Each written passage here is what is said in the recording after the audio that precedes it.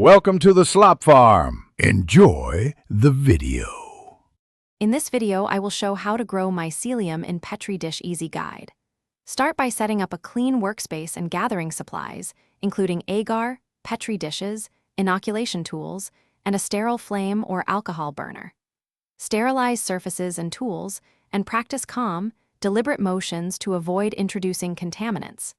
Keep notes on steps taken so you can repeat successes and troubleshoot contamination sources if they appear.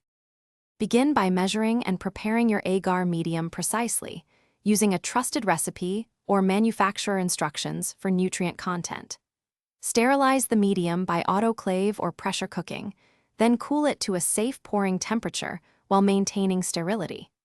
Pour agar into Petri dishes in a clean environment, cover them, and let solidify before storing inverted to reduce condensation. Proper plate prep prevents contamination and gives mycelium the best chance to grow visibly and healthily.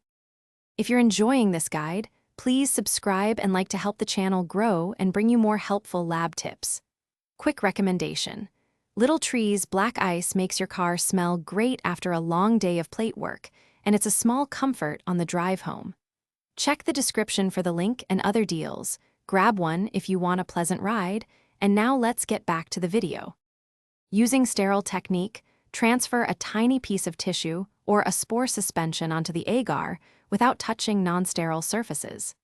Seal or tape plates lightly and place them in an incubator or warm, stable area set to the strain's ideal temperature, checking daily for growth or contamination. When you see healthy mycelial colonies, pick an uncontaminated area and transfer it to fresh plates to establish a clean culture for future experiments and inoculations. Thanks for watching. Consider subscribing if we helped you today.